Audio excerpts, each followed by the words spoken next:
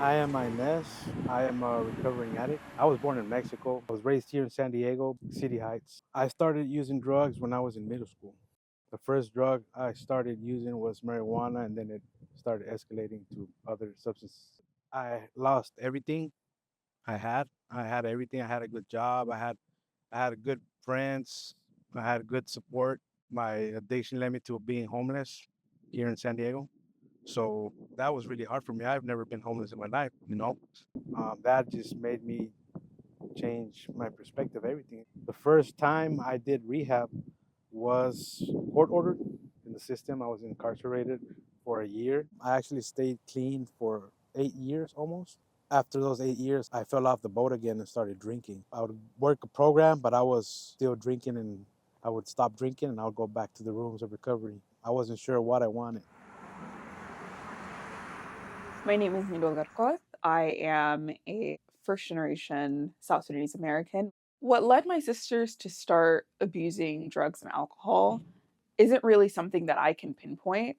Nylam is in a rehabilitation program now. She started utilizing small gateway drugs like marijuana in middle school. As for Nibel's story, it started with her drinking in late high school.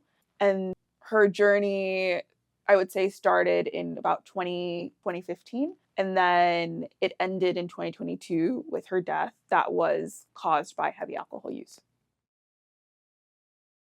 My family, they've been a big part of my support group. I do have friends, people now that I can actually call any time of the day and they will answer their phone on me.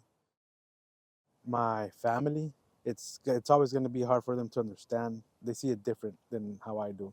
To me, it's a lifestyle. It's going to be for the rest of my life. I know that, and for them, that's they don't think about it that way. They think it's a temporary thing, and then I need to move on. But for me, it's not like that.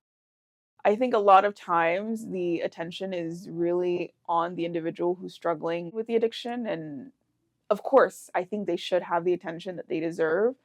But a lot of times there are people who are forgotten and who slip through the cracks. Me and my twin sister are the youngest ones. So seeing my sister's addiction, my mom had this really huge fear that me and my twin sister would kind of have to suffer through the same struggles that my sisters went through.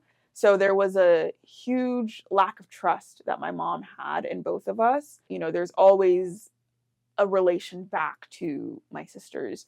Even during my high school graduation, my mom wasn't fully present in the day because in the back of her mind, she's wondering, where is Nylam? How can I be there for Nylam? I have to go get Nylam off the street. Did I want my sisters to get all the help and the tools that they needed? Yes. But did I also want to be acknowledged and seen? Yes. But I know that I missed out on a level of attention from my mom because of what my sisters were going through. And those parts of the stories are never really highlighted.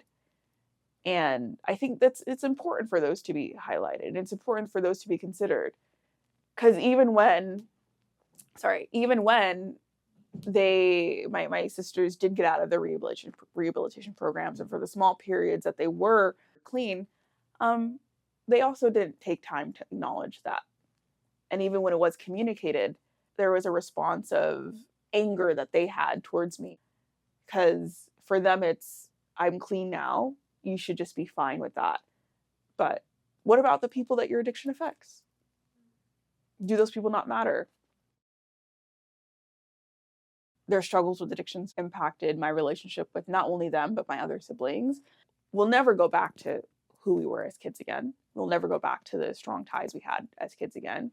And addiction did take that away from us.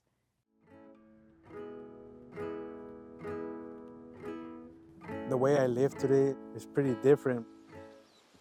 My body, physically, I feel really good compared to how it was before. Today, I will be taking a token.